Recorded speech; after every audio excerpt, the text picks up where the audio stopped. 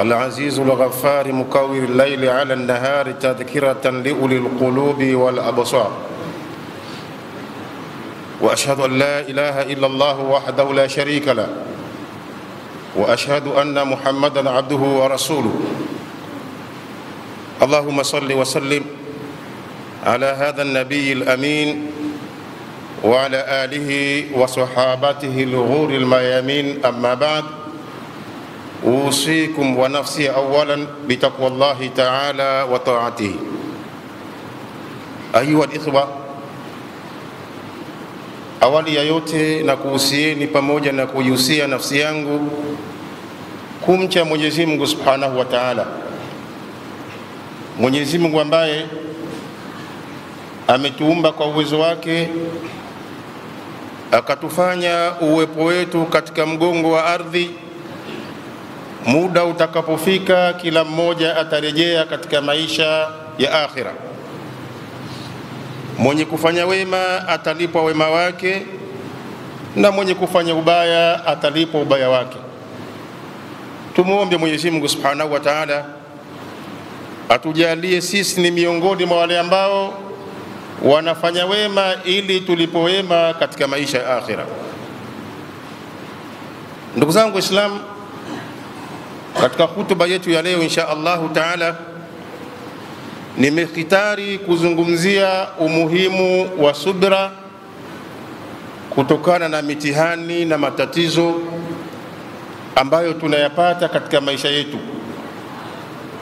Mwanadamu Mwenyezi Mungu Subhanahu wa Ta'ala amemuumba. Katika maisha yake ya dunia ana mitihani ambayo ataipata mingi. Mitihani hiyo inahitaji subra.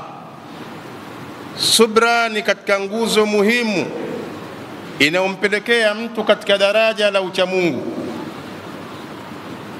Na Mwenyezi Mungu Subhanahu wa Ta'ala katika sura ya pili, sura al-Baqara, akatueleza ya ayyuhalladhina amanu ista'inu bisabri was-salah inna Allaha ma'as sabirin. Enyi mlioamini, takeni msaada wa kusubiria na kufanya ibada ya swala. Ista'inu bisabri was-salah inna Allaha ma'as sabirin. Mwenyezi Mungu yuko pamoja na wenye kusubiria, wenye kuvumilia. Unapopata matatizo, ukavumilia kwa matatizo yako, ukavumilia kwa mitihani yako, una faida kubwa mbele ya Mwenyezi Mungu Subhanahu wa Ta'ala. Wasabru thawabuhul janna, na subra malipo yake ni kuingia katika pepo ya Mwenyezi Mungu Subhanahu wa Ta'ala. Mitihani tunayo na tutaendelea kuwa nayo. Allah Subhanahu wa Ta'ala katika sura ya pili, sura al-Baqara, anatueleza wala nabluwannakum bi shay'in min al-khawf wal ju'in wa naqsin min al-amwali wal anfus wath thamarat wa bashiri sabirin. Ana hapa Mwenyezi Mungu Subhanahu wa Ta'ala, wala nabluwannakum, wallahi tutawajaribuni, tutawapa mitihani, bishai'in min al-khawfi, kwa jambo lolote katika mitihani. Miongoni mwa hofu, mtu atakuwa na hofu, moyo wake una hofu. Waljui, na njaa, Allah ataleta njaa. Ni sehemu ya mitihani, ni sehemu ya mateso ambayo mwanadamu anayapitia katika maisha yake. Wa naqsin min al-amwali, na upungufu wa mali. Kipato chake mtu kitashuka kiasi ambacho kwamba hakimtoshelezi katika maisha. Amefilisika, amepungukiwa, hana nyenzo za kuziendea ili kukabili maisha ambayo yanamkabili. Wal anfus wa thamarat, Allah anasema atatujaribu kutokana na nafsi. Mtu atafiwa na watu ambao wa karibu yake, iwe ni mtoto, iwe ni mke, iwe ni baba, iwe ni mama. Nafsi ni katika mitihani ambayo inatupitia katika maisha yetu yote, yanahitaji subra wa thamarat, na upungufu wa mazao. Wakati mwingine mtu unalima upati, ama unapata umetumia gharama kubwa, lakini kipato kimekuwa ni kidogo. Maafa yanatokea katika mazao, kufikii malengo ambayo umeyapanga. Ni katika sehemu ya mitihani ambayo Mwenyezi Mungu Subhanahu wa Ta'ala ameapa kwamba tutakabiliana nayo. Wabashiri sabirin, Mwenyezi Mungu anasema wapi habari njema wenye kusubiria. Yule ambaye atasubiri mitihani na misukosuko ambayo yatampata katika maisha, basi apewe bishara njema, apewe habari njema, abashiriwe habari njema kwa wale ambao wanasubiria. Asabru ala albala, tunapozungumzia kusubiria juu ya mitihani na matatizo ya maisha, huwa manu nafsi ani sakhti wal halai wal jazai, ni kule kuizuia nafsi yake mtu akaimiliki kutokana na papara na kubabaika na kufadhaika pale ambapo mitihani inampata. Maumbile ya mwanadamu, Allah Subhanahu wa Ta'ala anasema ndani ya Qur'an, innal insana khulika halua, hakika mwanadamu tumemuumba ni mwenye papara. Idha massahu sharru jasua, mwanadamu anapopata matatizo, misukosuko, mitihani, anapapatika. Wa idha massahu alkhairu manua, lakini anapopata khairi anaizuia ile khairi kuitumia katika yale ambayo anaridhia Mwenyezi Mungu Subhanahu wa Ta'ala. Ndiyo kawaida ya mwanadamu. Lakini unapopata mtihani, ni sehemu ya ibada ambayo Mwenyezi Mungu anakupima imani yako, anakupima uchamungu wako. Wa man yatasabbar yusabbirhu Allah, Mtume SAW anasema mtu ambaye atavumilia, atasubiria, Mwenyezi Mungu na yeye atampa mvumilivu. Utakapokuwa unania makusudio ya mtihani ambao umeupata, ukasubiria, ukavumilia, Allah na yeye atakusaidia, atakupa uvumilivu, uvumilie ili ushinde mtihani. Uvumilie mtihani ambao unakukabili uweze kuushinda katika maisha. Wama utiya ahadun ataan khairan wa awsa'a min as-sabri, Mtume sallallahu alaihi wasallam anasema hakupewa yoyote kitu ambacho chenye kupewa, ambacho amepewa kitu hicho ambacho ni cha kheri zaidi na bora zaidi na chenye ukunjufu zaidi min as-sabri, kuliko subra. Wengi tunafeli katika subra. Mtu anapata mitihani wakati mwingine mpaka anatoka katika dini, anatoka katika mstari, anashindwa kuvumilia ule mtihani. Anaona hapa si bure, kuna mtu hapa si bure, kuna hasadi hapa si bure, nimerogwa hapa. Anatoka katika misingi ya imani na Uislamu, anakwenda njia ambayo haifai kisheria katika imani yake aliyokuwa nayo Uislamu. Subira ni kitu muhimu. Wako wasemaji waliosema wanachuoni, as-sabru kasibri, subra mfano wake ni kama shubili, muru mudhaqatuhu, shubili ni chungu sana kule kumeza kwake, lakini awaqibuhu ahla min al-asali, lakini mwisho wake ni tamu zaidi kuliko sega la asali. Utakapokuwa umesubiria kama vile wewe mfano wake umemeza shubili, unameza shubili uchungu, lakini mwisho wake matokeo yake yanakuwa ni mazuri. Sasa tunapopata mitihani, kila mmoja na mitihani, iwe ni midogo iwe ni mikubwa, Mtume SAW anasema Mwenyezi Mungu atampa mtu mtihani kadri ya imani ya dini yake. Mtihani wako uwe mdogo uwe mkubwa, subiria. Abi Huraira katika hadithi ambayo amepokea kwa Mtume sallallahu alaihi wasallam, Mtume anasema ma yusibu almuslima min nasabin wala wasabin, hataweza kupata muislamu kutokana na shida, matatizo, wala wasabin, wala maradhi, wala sakami, wala ugonjwa, magonjwa mabaya. Mtu ana kansa, mtu ana matatizo ya figo, ini, magonjwa makubwa, sakam, ambayo Mwenyezi Mungu Subhanahu wa Ta'ala amemtihani. Wala hazanin wala adha, wala huzuni, wala matatizo yoyote yale ambayo anayapata, wala ghammin, wala majonzi, hata shaukatun yushakuha, mpaka mwiba ambao unamchoma, illa kafara Allahu biha min khatayahu, ila Mwenyezi Mungu Subhanahu wa Ta'ala kwa haya matatizo unayopata ukisubiria, Mwenyezi Mungu anakufutia makosa yako kwa kule kusubiria.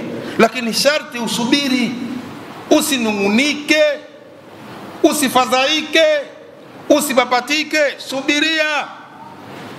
Ujue hii ni kadari ambayo Mwenyezi Mungu ameikadiria kwako, na ni mtihani ambao Mwenyezi Mungu amekupa, usubirie ili ufaulu mtihani, usifeli katika mtihani. Innama yuwaffa sabirun ajrahum bighairi hisab, si vinginevyo Mwenyezi Mungu huwalipa wenye kusubiria malipo yao bila ya hisabu. Ndugu zangu Waislamu, tuna haja kila mmoja kuangalia mitihani yake ili asifeli katika mtihani, na ndiyo sifa ya muumini, ndiyo sifa ya muumini wa kweli. Mtume sallallahu alaihi wasallam anasema ajaban li amri almu'minin, ni ajabu kubwa kwa jambo lake muislamu ambaye ni muumini wa kweli. Inna amrahu kullahu lahu khairun, muumini wa kweli mambo yake yote kwake yeye ni khairi tupu. Walaysa dhalika li ahadin illa limu'mini, na sifa hii haikuwa kwa yoyote tu muislamu isipokuwa yule muumini wa kweli ambaye amemuamini Mwenyezi Mungu Subhanahu wa Ta'ala na akaridhika na kadari zake Mwenyezi Mungu Subhanahu wa Ta'ala. In aswabatuhu sarra'u shakara fakana khairan lahu, muumini wa kweli ikimpata furaha, neema, amepata neema, kumshukuru Mwenyezi Mungu, kushukuru Mwenyezi Mungu, hufurahi kwa ile neema ambayo Mwenyezi Mungu alimpa, na akamshukuru Mwenyezi Mungu Subhanahu wa Ta'ala, ikawa ni khairi kwake. Wa in asabatu dharra sabara fakana khairan lahu, yakimpata matatizo, mitihani, misukosuko, maradhi, anasubiria vile vile muumini wa kweli, ikawa ni khairi kwake. Kwake yeye furaha ni khairi, na kwake yeye vile vile matatizo na madhara ni khairi tupu. Hii ndio sifa ya muumini.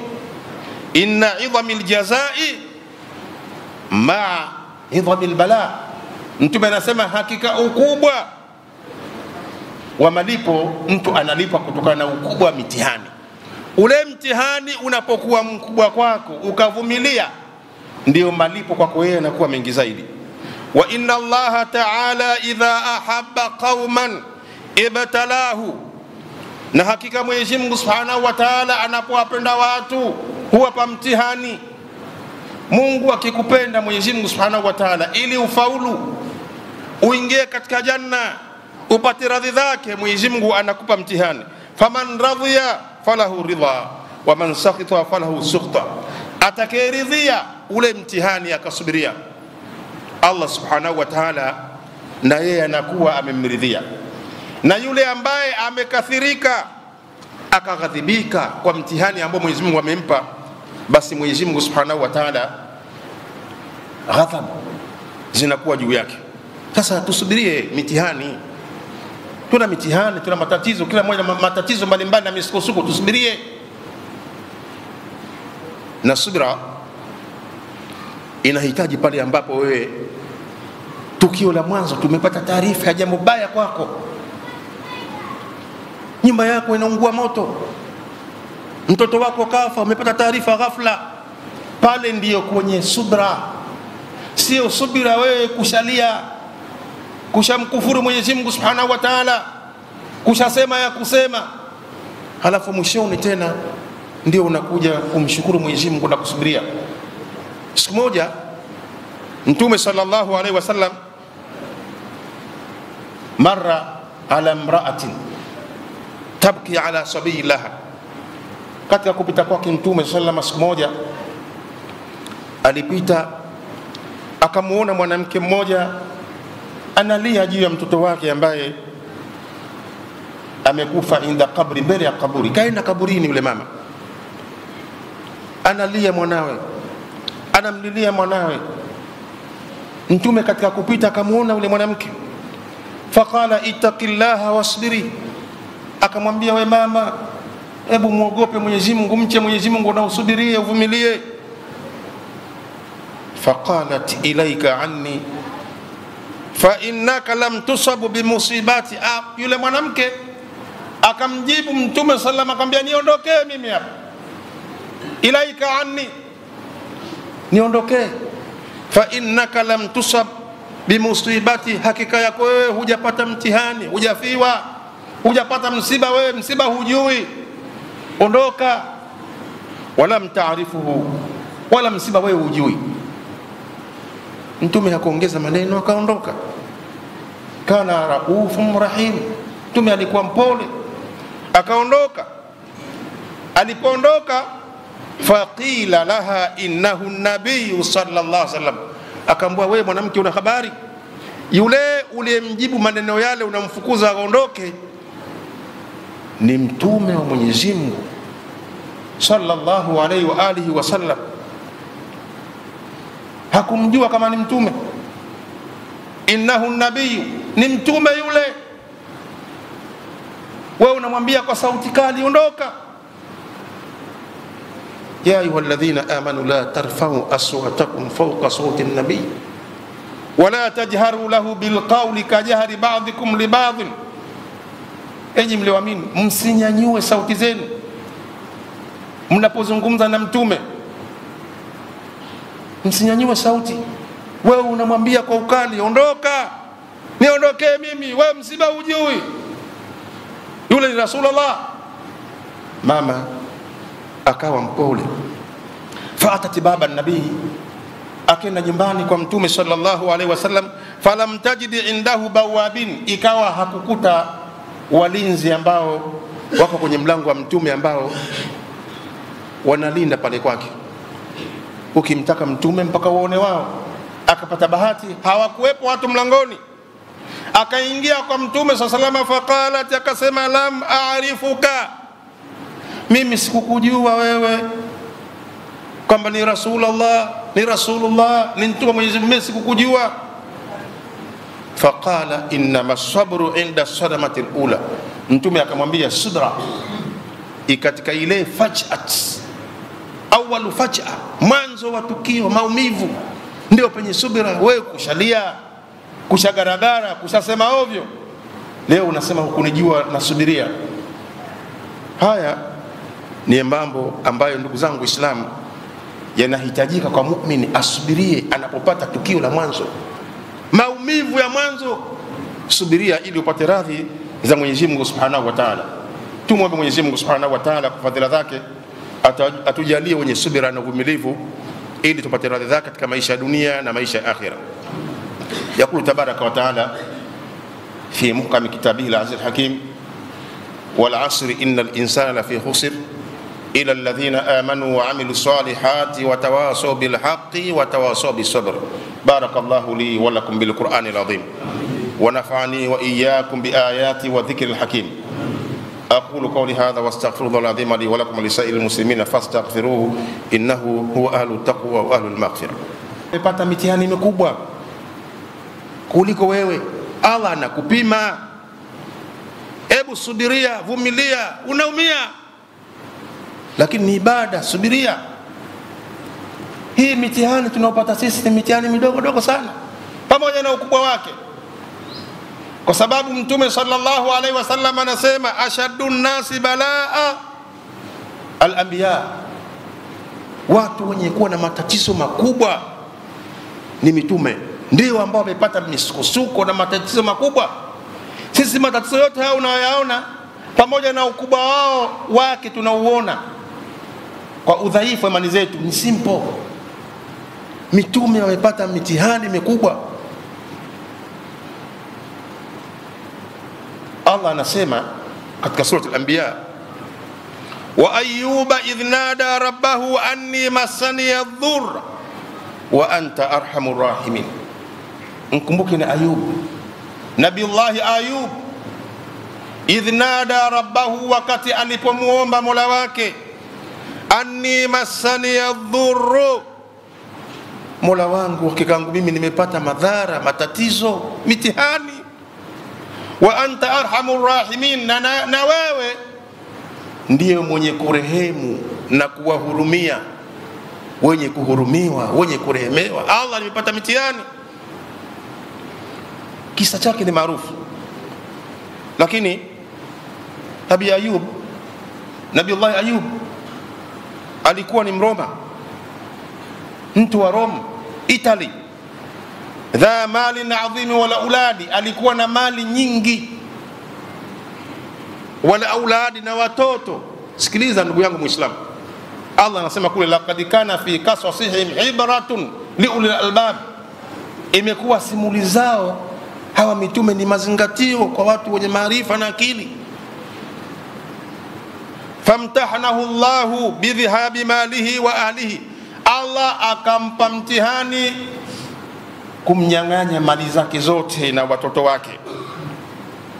Allah alimpa mtihani. Alikuwa na watoto 7 wa kiume, alikuwa na watoto 7 wanawake, wakafa wote. Angalia mtihani, wote wakafa. Watoto 14 wa Nabiullah Ayub. Famtahanahu Allahu bil maradhi, Allah akampa mtihani wa maradhi. Fi jismihi, katika kiwiliwili chake kikaoza, mwili ukaoza. Hatta tanathara lahmihi wa tadudu jismihi, mpaka ikawa zile nyama kwa kuoza kwake mwili wake zinadondoka na mwili wake unatoa wadudu.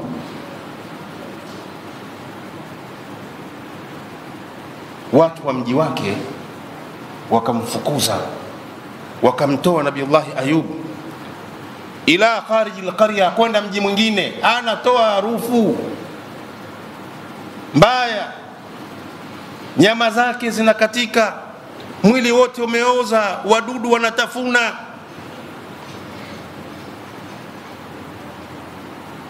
Alikuwa na ndugu zake wawili, faatayahu faqama min ba'id, walipokwenda kwake kumuona hawakumkaribia, wakasimama mbali. La yakdirani an yadnuwa minhu, hawawezi kumkurubia Nabiullah Ayub, ni ndugu yao huyu, tumbo moja, damu yake, lakini walishindwa hata kumkurubia kwa harufu mbaya anayotoka, min natni rihihi, kutokana na ubaya wa harufu yake ambayo Nabiullah Ayubu mwili wake unatoa harufu mbaya. Hii ni mitihani aliyokuwa nayo. Mufassirina wanasema kwamba alikuwa na mitihani hii Nabiullah Ayubu ndani ya miaka 18. Angalia mtihani. Ndio maana mtume akasema ashadun nas albala alanbiya, watu wenye mitihani mikubwa walikuwa ni mitume. Akamuomba Mwenyezi Mungu Subhanahu wa Ta'ala. Allah anasema fastajabna lahu, tukamjibu dua yake. Fakashafna ma bihi, tukayaondoa aliyokuwa nayo min dhurrin, kutokana na madhara, maradhi, matatizo. Wa atainahu ahlahu wa mithlahum, tukamrudishia yeye familia yake, watoto wake na mfano wake. Mahum, pamoja nao, rahmatan min indina, hali ya kuwa ni rehma kutoka mbele yetu. Wa dhikra lil abidin, na ni ukumbusho kwa watu wengine. Msingi dua, subiria, muombe Mwenyezi Mungu dua, muelekee Mwenyezi Mungu, muombe Mwenyezi Mungu.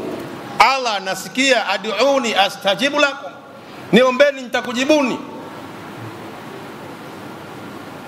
Alimuomba Mwenyezi Mungu, akamuondoshea, akampa kila kitu. Huyu ni Nabiullah Ayub. Allah anatambia wadhannuni, mkumbuke na Yunus, Nabiullah Yunus, idh dhahaba mughadhiba, wakati alipoondoka hali ya kuwa amekasirika. Anawalingania watu wake, hawakubali da'wa, wanaendelea na ukafiri. Mwisho akaamua, ameondoka amekasirika, amewakasirikia watu wake. Fadhanna an lan naqdir alayhi, akadhania kwamba hatutakuwa na uwezo juu yake. Fanada fi dhulumati, alipokwenda Nabiullah Yunus anawakimbia watu wake, aliishia baharini kumezwa na samaki maarufu, samaki chewa. Tena mufasiri wanasema kwamba baada ya yule samaki akamezwa na samaki mwingine, akawa anaomba dua. Fi dhulumati, ndani ya kiza amemezwa ndani ya samaki, kiza cha usiku, kiza ndani ya bahari. Anamuomba Mwenyezi Mungu Subhanahu wa Ta'ala, an la ilaha illa anta subhanaka inni kuntu minadh dhalimin, hakuna mola wa kuabudiwa isipokuwa wewe, umetakasika mola, mimi nimekuwa miongoni mwa madhambi. Anamuomba Mwenyezi Mungu Subhanahu wa Ta'ala. Mufassiria wanasema dua hii, aya hii ni katika majina matukufu ya Mwenyezi Mungu Subhanahu wa Ta'ala ambayo watu huwa ni mustajaba wakiyatumia. Alimuomba Mwenyezi Mungu Subhanahu wa Ta'ala, Mwenyezi Mungu anasema fasajabna lahu, tukamjibu maombi yake. Wanajainahu minal ghammi, tukamuokoa kutokana na dhiki. Wakadhalika nunji almu'minin, wakadhalika ni hivyo hivyo nunji almu'minin, tutawaokoa waumini wengine. Muhimu kusubiri, muhimu kuomba dua, umuombe Mwenyezi Mungu Subhanahu wa Ta'ala. Allah Subhanahu wa Ta'ala ni sami'u dua, Mwenyezi Mungu anasikia maombi unaomuomba. Mwenyezi Mungu anakuona mitihani uliyokuwa nayo. Mwenyezi Mungu Subhanahu wa Ta'ala atakujibu na atakuondolea matatizo. Wa Zakaria, Allah anasema mkumbuke na Zakaria, idhnada rabbahu, alipomuomba Mola wake, rabbi la tadharni fardan wa anta khairul warithin, e Mola wangu usiniache mpweke, wa anta khairul warithin, na wewe ndiye bora wa wenye kurithisha. Alimuomba Mwenyezi Mungu Subhanahu wa Ta'ala, hakupata mtoto Nabiullah Zakaria mpaka katika umri wa utu uzima, lakini alisubiria, hakukata tamaa. Alimuomba Mwenyezi Mungu Subhanahu wa Ta'ala. Fasajabna lahu, tukamjibu maombi yake. Wa wahabna lahu Yahya, tukampa Yahya.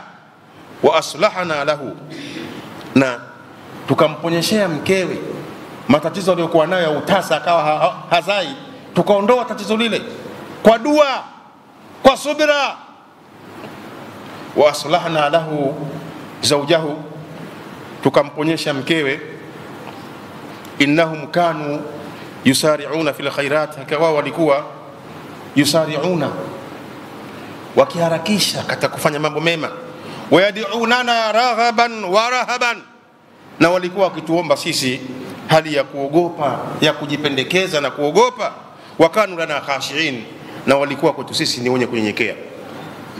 Hizi visa hivi Mwenyezi Mungu anatusimulia ndani ya Qur'ani ni ibra liulil albab, ni mazingatio kwa watu wenye maarifa na akili, kwamba watu walipata mitihani waliopita. Rejea Qur'ani, rejea tarehe, walisubiria wakafaulu mitihani yao. Sisi tunafeli na hatufanikii kwa sababu subira hatuna. Nimalizie kwa maneno ya Mtume sallallahu alaihi wasallam. Siku moja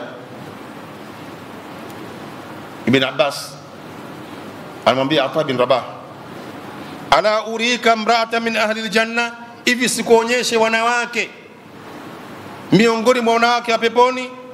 Faqultu bala, akamwambia ndio nionyeshe. Qala hadhihi almar'atu sauda atati nabiyya, mwanamke huyu, muangalie mwanamke huyu mweusi huyu, alikwenda kwa Mtume sallallahu alaihi wasallam akamwambia, inni usra'u wa inni atakashafu, ya Rasulullah, minna matatizo na mitihani, mimi nina ugonjwa wa kifafa, naanguka, na nikianguka na kauchi utupu.